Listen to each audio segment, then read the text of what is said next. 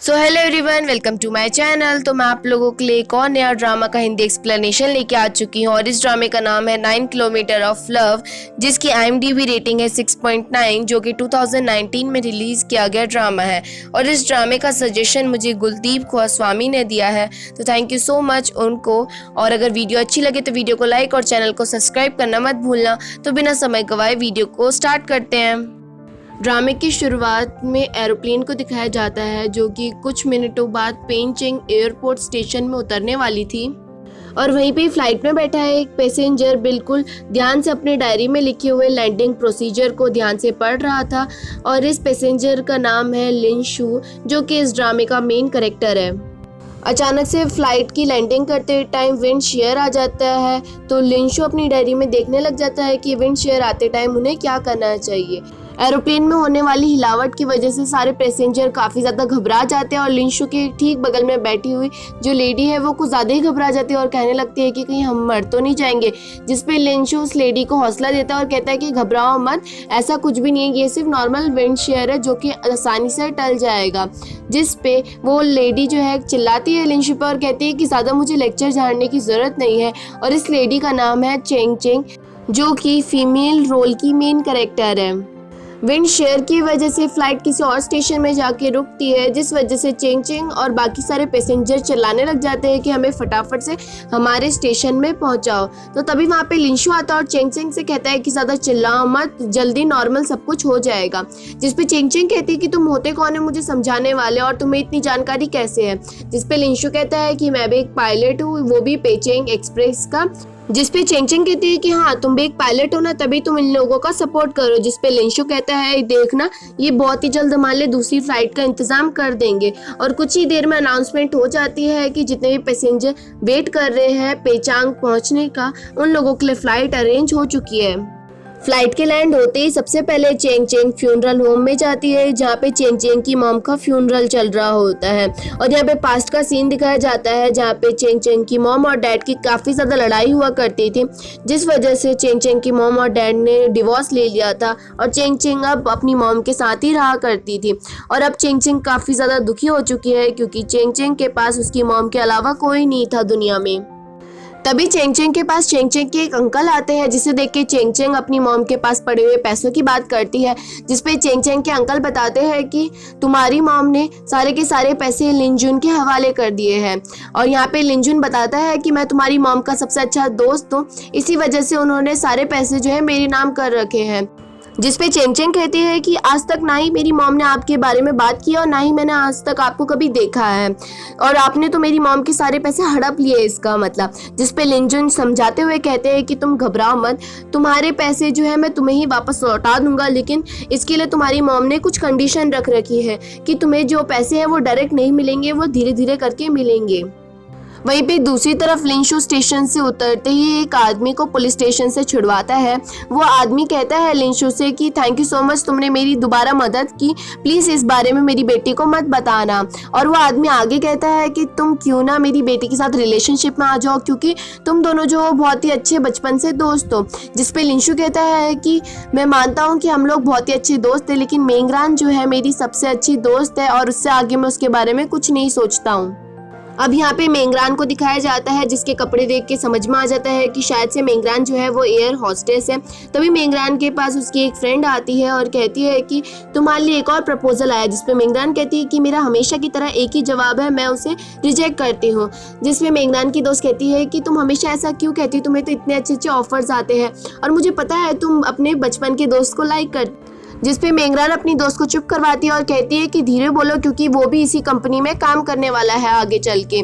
तो शायद से मेंगरान जो है लिन शू की ही बात कर रही है। लिन शू अपने घर में जाता है और अपने डैड को आवाज़ लगाने लग जाता है, लेकिन लिन शू के डैड शायद से घर में नहीं होते हैं, जिस वजह से लिन शू अपना सर्टिफिकेट टेबल में रख के अपने कमरे में चले जाता है। लिन शू अपनी ड्रेस उतारता है और वॉशरूम के लिए जाता है, लेकिन लिन शू को तभी वॉशरूम के अंदर चेंग चेंग मिल जाती है।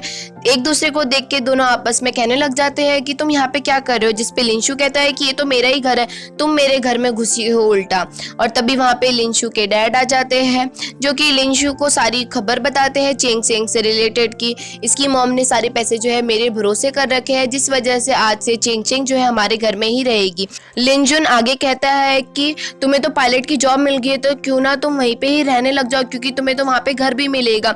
जिसे सुन के लिंशु हैरान हो जाता है और कहता है कि आप अपने बेटे को अपने ही घर से निकाल रहे हो और किसी और लड़की को अपने घर में लेके आ गए हो। लेकिन लिंजुन अपने बेटे की बात बिल्कुल नहीं सुनता और वहां से चले जाता है। और यहाँ से ये पता चलता है कि शायद से लिंशु और लिंजुन के बीच का रिलेशन जो है अच्छा नहीं है। लिंशु रात को मेंगरान से मिलने जाता है जो कि बहुत ही टाइम बाद एक दूसरे से मिल रहे होते हैं। मेंगरान यहाँ पे लिंशु से कहती है कि तुमने मेरे डैड की फिर से जान बचाई है और उन्हें पुलिस स्टेशन से आज़ाद किया है, तो उसके लिए थैंक यू, क्योंकि मुझे हमेशा टाइम नहीं मिल पाता है इतना। जिस पे लिंशु कहता है कि अच्छा तुम्हें ये बात पता चल गई है, लेकिन घबराने की कोई ज़रूरत नहीं है और मुझे थैंक यू बोलने की भी कोई ज़रूरत नहीं है, क्योंकि तुम मेरी बहुत ही अच्छी दोस्त हो और आगे चल के भी तुम्हें कोई भी मुसीबत आएगी तो मैं हमेशा तुम्हें बचाऊंगा और तुम्हें हमेशा सपोर्ट करूंगा। दूसरी तरफ चेंग चेंग घर में अकेली होती है और यहाँ पे पास्ट का सीन दिखाया जाता है जहाँ पे लिंचुन का लॉयर चेंग चेंग को बताता है कि तुम्हें पैसे जो है कुछ लेवल कंप्लीट करने पर ही मिलेंगे, जैसे कि 10% तुम्हारी शादी हो जाने के बाद मिलेंगे और फिर उसके बाद 45% जब तुम 35 कंप्लीट कर लोगे उसके बाद मिलेंगे। तो यहाँ पे चेंग चेंग को अब लिंचुन पे बिल्कुल भी भरोसा नहीं होता है, जिस वजह से लिंचुन डिसाइड करता है कि आज से चेंग चेंग जो है हमारे घर में ही रहेगी, ताकि चेंग चेंग को यकीन हो जाए कि लिंजुन कोई भी फ्रॉड इंसान नहीं है जो कि चेंग चेंग को उसके पैसे वापस नहीं लौटाएगा। अगली सुबह चेंग चेंग लिंजुन के पास जाके कहती है कि मेरे को मेरी मॉम के पैसे कब मिलेंगे, जिसपे लिंजुन कहता है कि तुम्हें थोड़े पैसे तब मिलेंगे जब तुम किसी कंपनी में 1 साल तक काम करोगी। जिसे सुन के चेंग चेंग काफ़ी ज़्यादा हैरान हो जाती है, लेकिन इसमें लिंजुन कहता है कि ये तुम्हारी मॉम ने डिसाइड किया था ताकि तुम सेल्फ इंडिपेंडेंट हो जाओ और बिना अपनी मॉम के पैसों के भी तुम अपनी लाइफ को अच्छे से जी सकती हो। लिंशु अपने ऑफिस में जाता है जहाँ पे आज लिंशु का फर्स्ट डे था और वहाँ पे लिंशु के अलावा बाकी 9 लोग और थे जिनका आज फर्स्ट डे था। बारी बारी से सभी लोग अपने आप को इंट्रोड्यूस करवाते हैं, लेकिन उन लोगों में से सबसे मेन जो है वो है मा साओ पेंग, दूसरा है क्वान निन और तीसरा आता है हमारा जाओ यू हांग।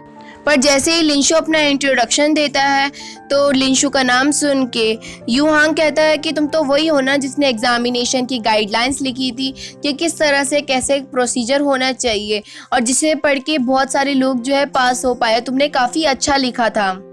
और हर ड्रामे की तरह यहाँ पे हीरो के दुश्मन की एंट्री होती है जिसका नाम है जियांग ये मिंग। जियांग ये मिंग जाओ यू हांग से कहता है कि तुम्हें ज़्यादा लिंशु की तारीफ करने की ज़रूरत नहीं है, क्योंकि लिंशु के डैड भी पायलट रह चुके हैं, तो इतना तो लिंशु को आना ही चाहिए।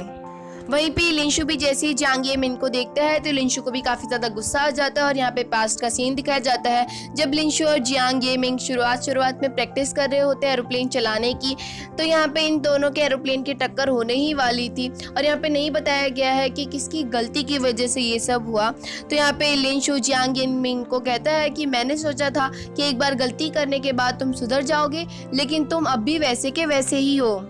तभी वहाँ पे कंपनी का एक स्टाफ आता है और कहता है कि तुम 10 लोग न्यू पायलट बने हो तो कोई भी जिम्मेदारी तुम्हें सौंपने से पहले तुम्हारा टेस्ट लिया जाएगा और तुम 10 में से कोई भी एक इंसान को तुम अपना मॉनिटर चुन सकते हो। जैसे वो स्टाफ वहाँ से जाता है तो यूहांग कहता है कि सबसे बढ़िया लिंशु ही हमारा मॉनिटर बनेगा। तो ये सब सुन के ये मिंग को बिल्कुल पसंद नहीं आता और वो वहाँ से गुस्से में चले जाता है, लेकिन ज़्यादा लोगों के वोट लिंशु को होते हैं जिस वजह से लिंशु मॉनिटर बन जाता है और लिंशु कहता है कि मैं पूरा अपना बेस्ट देने की कोशिश करूंगा और मॉनिटर की जिम्मेदारी अच्छे से निभाऊंगा। लिंशु अपने घर जाता है और जैसे ही लिंशु अपने कमरे से गुजर रहा होता है तो लिंशु देखता है कि चेंग चेंग ने अपने सारे कपड़े लिंशु के एरोप्लेन वाले मॉडल्स के ऊपर रख रखे होते हैं। ये सब देख के लिंशु कमरे में घुसता है और बहुत सारे स्टिकर्स में कुछ लिखने लग जाता है और फिर जिसके बाद लिंशु अपने मॉडल्स के आसपास रखने लग जाता है उन स्टिकर्स को जिसमें लिखा होता है कि ये सारा सामान मेरा है, इसे टच करने की जरूरत नहीं है। तभी वहाँ पे चेंग चेंग आ जाती है और लिंशु को ये सब करता हुआ देख चेंग चेंग भी एक कागज में लिख लेती है कुछ और सीधा उसको गेट के ऊपर ही लगा देती है और कहती है कि ये लड़की का रूम है और मेरी बिना मंजूरी के इस घर में कोई नहीं आएगा। रात को लिंशु चेंग चेंग के पास कुछ जॉब्स की लिस्ट लेके जाता है क्योंकि चेंग चेंग अमेरिका में रह चुकी है तो चेंग चेंग की इंग्लिश काफ़ी अच्छी है। तो लिंशु ये सब कुछ इसलिए कर रहा होता है ताकि चेंग चेंग फटाफट से लिंशु के घर में से निकल जाए। लेकिन चेंग चेंग को एक भी जॉब पसंद नहीं आती है क्योंकि वो सारी जॉब जो होती है वो नॉर्मल होती है, जिसे सुन के लिंशु को काफ़ी गुस्सा आ जाता है। जिसपे चेंग चेंग कहती है कि तुम्हारी कंपनी भी तो काफ़ी अच्छी है, जिसपे लिंशु कहता है कि उसके लिए तुम्हारे पास टैलेंट भी होना चाहिए, तुम्हें इतनी ईजिली थोड़ा ना मिल जाएगी मेरी कंपनी में जॉब। जिसपे चेंग चेंग कहती है कि देख लेना, मेरे को बहुत ईजिली मिल जाएगी तुम्हारी कंपनी में जॉब। जिसके बाद चेंग चेंग अपने कमरे में जाती है और रात भर कुछ करने लग जाती है और कंप्यूटर में देखते हुए कहती है कि ये सब कुछ तो बहुत ही ज़्यादा ईजी है। अगले दिन सभी लोगों का मेडिकल चेकअप शुरू हो जाता है, जिनमें सबसे पहले डॉक्टर उन्हें कपड़े उतारने के लिए कहता है तो सभी लोग अपनी टी शर्ट उतार लेते हैं, जिसपे डॉक्टर कहता है कि तुम्हें अपनी पैंट्स भी उतारनी पड़ेगी। तभी वहाँ पे एक नर्स आ जाती है जिसे देख के सभी लोग घबरा जाते हैं, जिसपे डॉक्टर कहता है कि तुम्हें इतनी शर्माने की जरूरत नहीं है क्योंकि तुम लोगों को एक दूसरे के बारे में पता होना चाहिए, फिजिकली भी और मेंटली भी, ताकि अगले पर्सन को कुछ भी प्रॉब्लम हो तो तुम लोग उसको हैंडल कर सको। चेंग चेंग इंटरव्यू के लिए गई होती है फ्लाइट मैनेजर के रूप में और यहाँ पे चेंग चेंग की इंग्लिश काफ़ी अच्छी होती है, जिस वजह से कंपनी वाले चेंग चेंग को आसानी से रख लेते हैं जॉब में। और यहाँ पे चेंग चेंग ये भी कहती है कि मेरी हमेशा से आदत रही है किसी भी चीज़ को जल्दी सीख जाने की, तो ये जॉब भले ही मुझे आती नहीं है लेकिन मैं बहुत ही जल्दी इस चीज़ को सीख लूँगी। लेकिन अगले दिन ही चेंग चेंग ऑफिस में पहुंचने के लिए लेट हो जाती है और यहाँ पे चेंग चेंग की मुलाकात होती है मिस वू से। और यहाँ पे चेंग चेंग को पता नहीं होता है कि चेंग चेंग की जॉब क्या है। तो मिस वू जो कि फ्लाइट मैनेजर्स की हेड है, सुपीरियर है, जो इनको गाइड करने वाली है, वो बताती है चेंग चेंग को कि हम लोगों को सारे प्रोसीजर के बारे में पता होना चाहिए ताकि कभी भी पायलट लोगों को प्रॉब्लम हो तो हम उन लोगों को इंस्ट्रक्ट कर सके। जिसपे चेंग चेंग कहती है कि हमारी और उनकी जॉब में अंतर क्या है, उल्टा हमें पैसे कम मिलते हैं। जिसपे मिस वू चेंग चेंग को डांटती और चेंग चेंग को कुछ पेपर्स पकड़ा देती है जिसके अंदर सारे इंस्ट्रक्शंस और प्रोसीजर लिखे होते हैं, जिसे देख के चेंग चेंग हैरान हो जाती है। लेकिन मिस वू कहती है कि आज तो मैंने तुम्हें कम दिया है, कल से तुम्हें और भी ज्यादा मिलेगा। मिस वू चेंग चेंग को जाने से पहले ये कह देती है कि तुम फटाफट से कैप्टन चू फई के पास जाओ और उन्हें इंटरव्यू के बारे में बता दो। तो चू फई जो है वो स्टार पायलट है, तो जिस वजह से चेंग चेंग सोचती है कि पक्का चू फई कोई बुढ़ा आदमी होगा क्योंकि कैप्टन बनने में बहुत ज़्यादा टाइम लग जाता है और बहुत ज़्यादा एफर्ट भी। लिंशु को मिस वू पेपर्स के लिए बुलाती है, तो जब लिंशु मिस वू के पास जा रहा होता है तो रास्ते में लिंशु को चू फई का कैबिन दिख जाता है और यहाँ पे पास्ट का सीन दिखाया जाता है जब लिंशु का एडमिशन फ्लाइट एकेडमी में हुआ था। तो ये बात लिंशु जब अपने डैड को बताता है, लेकिन लिंशु के डैड लिंशु की बात नहीं सुनते और कहते हैं कि तुम्हें पता है चू फई की जॉब पायलट में लग चुकी है। और वहीं पे कुछ टाइम बाद लिंशु के अच्छी परफॉर्मेंस की वजह से लिंशु को इनाम मिलता है। तो ये बात लिंशु अपने डैड को बताता है, लेकिन लिंशु के डैड उस टाइम पे पार्टी में जा रहे होते हैं क्योंकि चू फई जो है लीडर बन चुका होता है पायलटों का। और यहाँ पे लिंशु के डैड कहते हैं कि उन्होंने पार्टी रखी है तो मैं वहीं पे जा रहा हूँ। जिसपे लिंशु कहता है कि हमें भी पार्टी करनी चाहिए क्योंकि मेरे को भी ये इनाम मिला है। जिसपे लिंशु के डैड फिर से लिंशु को इग्नोर मारते हैं और कहते हैं कि तुम्हें पता है कि हमारे पूरे खानदान में कोई भी पायलट का लीडर नहीं बनाया, तो ये बात ज़्यादा खुशी की है तुम्हारे से भी ज़्यादा।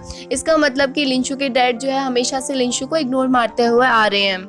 चेंग चेंग जब चू फई को देखती है तो जिसे देख के चेंग चेंग हैरान हो जाती है। जिसपे चू फई कहता है कि तुम्हें लगा होगा कि मैं बहुत ही बुढ़ा इंसान हूँ। जिसपे चेंग चेंग साफ साफ हाँ कह देती है और बताती है कि मैं आज ही न्यू जॉब में ज्वाइन हुई हूँ। जिसपे चू फई कहता है कि ये लोग हमेशा मुझे स्पीच देने के लिए कहते हैं, फिर भी मैं नहीं मानता हूँ, तो आज तुमको भेज दिया है यहाँ पे। जिसपे चेंग चेंग कहती है कि आप इतनी कम उम्र में पायलट बन चुके हो, वो भी स्टार पायलट, तो इसी वजह से ये आपको स्पीच देने के लिए कहते हैं ताकि आप बाकी लोगों की इंस्पिरेशन बन सको। जिसपे चू फई कहता है कि तुम्हारी बातों ने मुझे काफ़ी ज़्यादा मोटिवेट किया है, तो इसी वजह से मैं कल स्पीच देना ज़रूर आऊँगा। चेंग चेंग हॉल को सजा रही होती है कि तभी वहाँ पे लिंशु आ जाता है। जिसपे चेंग चेंग लिंशु को चिढ़ाते हुए कहती है कि तुमने कहा था कि मुझे तुम्हारी कंपनी में जॉब नहीं मिल सकती है, देखो मैं तुम्हारी कंपनी में ही अब काम करने लगी हूँ। और ये बात अब लिंशु घर जाके अपने डैड को बताता है, तो डैड जो है लिंशु के काफ़ी तारीफ करते हैं चेंग चेंग की, जिसे सुन के लिंशु कहता है कि आज तक तो कभी आपने मेरी तारीफ नहीं करी है। अगले दिन चू फई नए आए हुए पायलटों को स्पीच देने लग जाता है और कहता है कि मुझे पता है आप लोग भी मेरी पोजीशन में आना चाहते हैं और मुझे भी बहुत खुशी होगी कि कोई पायलट निकल के आए, लेकिन इसके लिए भी बहुत ही ज़्यादा हार्डवर्क करना पड़ेगा आपको, क्योंकि अगर आपने हल्की सी भी कोई गड़बड़ कर दी आपको अपनी जॉब से भी हाथ धोना पड़ सकता है। क्योंकि जिस तरह से कल परसों में एक फ़्लाइट आई थी जो कि पेचांग के लिए आई थी और उसकी थोड़ी सी गड़बड़ की वजह से उनकी नौकरी जा चुकी है। स्पीच खत्म होने के बाद लिंशु और चेंग चेंग चूफई के पास जाते हैं और पूछते हैं कि उन लोगों ने क्या गड़बड़ करी थी, क्योंकि उस फ्लाइट में तो हम भी बैठ के आए थे और सब कुछ नॉर्मल सेफ हुआ था।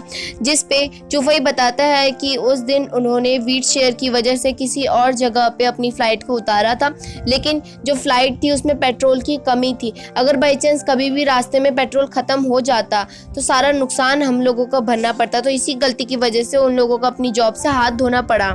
चेंग चेंग घर जाके लिंशु और उसकी मॉम की फोटोज देख रही होती है कि तभी वहाँ पे लिंशु आ जाता है और चेंग चेंग पे चिल्लाने लग जाता है और कहता है कि तुम हमेशा मुझे परेशान करती रहती हो और ऊपर से मेरे घर में भी रह रही हो, मेरे फादर को भी मुझसे दूर कर रही हो, और तुम्हें कोई भी अफसोस है कि नहीं है, क्योंकि तुम्हारी मॉम की डेथ अभी अभी हुई है फिर भी तुम हमेशा हंसती रहती हो। ये सब सुन के चेंग चेंग काफ़ी ज़्यादा उदास हो जाती है और वहाँ से चली जाती है। चेंग चेंग बाहर जाके ड्रिंक करने लग जाती है और अपने एक छोटे से फ़ोन में अपनी और मॉम की फ़ोटो देखते हुए रोने लग जाती है। लिंशु अपने कमरे में जाके अपने सारे प्लेन्स को एक बॉक्स में भर रहा होता है कि तभी वहाँ पे लिंशु के डैड आते हैं और कहते हैं कि तुम्हें पता है चेंग चेंग कहाँ है, क्योंकि चेंग चेंग का फ़ोन नहीं लग रहा है काफ़ी टाइम से ट्राई करने के बाद भी। इसे सुन के लिंशु काफ़ी ज़्यादा डर जाता है और वो निकल जाता है चेंग चेंग को ढूंढने के लिए। लिंशु को चेंग चेंग मिल जाती है, लेकिन चेंग चेंग काफ़ी ज़्यादा ड्रिंक कर चुकी थी, जिस वजह से लिंशु चेंग चेंग को पीठ में उठा लेता है। लिंशु कहता है कि तुम इतनी रात हुई बाहर क्या कर रही हो, कहीं तुम्हें परेशान करता तो, जिसपे चेंग चेंग बताती है कि मेरे को किसी से भी डर नहीं लगती है क्योंकि कोई भी मेरा अपना नहीं है। जिसपे लिंशु कहता है कि क्यों, तुम्हारे तो अमेरिका में बहुत सारे दोस्त होंगे ना। जिसपे चेंग चेंग कहती है कि वो लोग मेरे अच्छे दोस्त नहीं है, क्योंकि उन लोगों ने मेरे से सिर्फ पैसों के लिए दोस्ती कर रखी थी। जब भी मैं उन्हें पैसे नहीं देती तो वो लोग मुझे एक कमरे में बंद कर देते थे और मुझे काफ़ी ज़्यादा मारते थे। और जब भी टीचर पूछती थी कि मेरे को इतनी चोट कैसे लगी है, जिसपे मेरे को झूठ बोलना पड़ता था कि ये मेरी चोट खुद से लग रखी है, जिस वजह से मैं हमेशा अपनी मॉम से पैसे मांगती रहती थी और जब तक मैं उन्हें पैसे देती रहती थी तब तक वो मेरे अच्छे दोस्त बन के रहते थे। जिस वजह से मुझे अपनी मॉम के सारे पैसे चाहिए ताकि वो लोग मुझसे दोस्ती कर सके और कोई भी मेरे को परेशान ना कर सके। ये सब सुन के लिंशु काफ़ी ज़्यादा दुखी हो जाता है और लिंशु को अफसोस होता है कि उसे चेंग चेंग पे इस तरह से नहीं चिल्लाना चाहिए था। लिंशु चेंग चेंग को आराम से बेड में सुला देता है कि तभी चेंग चेंग उठती है और कहती है कि मुझे मेरा छोटे वाला फ़ोन चाहिए। तो लिंशु को कोई भी बैग में छोटा फ़ोन नहीं मिल रहा होता है, जिस वजह से लिंशु वापस चले जाता है होटल के पास चेंग चेंग का फ़ोन ढूंढने के लिए। लेकिन यहाँ पे लिंशु को कहीं पे भी फ़ोन नहीं मिल रहा होता है कि तभी लिंशु की नज़र एक कूड़े के डब्बे में जाती है। तो बड़ी मुश्किल से लिंशु कूड़े के डब्बे में छानबीन करता है और फाइनली लिंशु को चेंग चेंग का फ़ोन मिल जाता है, लेकिन वो पूरी अच्छी तरह से भीग चुका था, जिस वजह से पूरी रात लिंशु बैठ के चेंग चेंग के फोन को सुखाता है। अगली सुबह जब चेंग चेंग उठती है तो चेंग चेंग को कुछ भी याद नहीं होता। चेंग चेंग अपना फ़ोन ढूंढती है तो चेंग चेंग को फ़ोन नहीं मिल रहा होता है, जिस वजह से चेंग चेंग लिंशु के कमरे में चली जाती है और वहाँ पे अपना फ़ोन देख के हैरान हो जाती है, क्योंकि चेंग चेंग के फ़ोन की जो फ़ोटो थी वो पूरी अच्छी तरह से मिट चुकी थी, क्योंकि लिंशु को तो पता नहीं था कि चेंग चेंग वो फ़ोन जो है सिर्फ फ़ोटो के लिए मांग रही होती है। और यहाँ पे लिंशु सोचता है कि शायद से चेंग चेंग मुझसे थैंक यू बोलेगी, लेकिन यहाँ पे तो चेंग चेंग लिंशु को उल्टा सीधा कह के वहाँ से चली जाती है। अगले दिन चूफई को चूफई के हेड बताते हैं कि हमें एक लैंड के बारे में पता चला है जहाँ पे आज तक कोई नहीं गया है, क्योंकि वहाँ पे पहुँचने के लिए फ़्लाइट को लैंड करवाने के लिए बहुत मुसीबतों का सामना करना पड़ता है। जिसपे चूफई कहता है कि मैं हर मुसीबतों का सामना करने के लिए तैयार हूँ। दूसरी तरफ नए आए हुए पायलटों के सामने स्क्रीन लगा रखी होती है ताकि वो आराम से देख सके कि किस तरह से चूफई अपनी एरोप्लेन को लेके जा रहा है। अब आगे जाने के बाद चूफे के सामने अब मुसीबत आना शुरू हो चुकी होती है और दूसरी तरफ लिंशु भी ये सब कुछ देख रहा होता है और सब लोगों से कह रहा होता है कि पक्का चूफे अगर ऐसा करेगा तो आराम से फ्लाइट लैंड हो जाएगी। और जितने भी स्टेप्स लिंशु बता रहा होता है वो सारे स्टेप्स सच में चूफई कर रहा होता है और आराम से फ्लाइट को लैंड करवा देता है।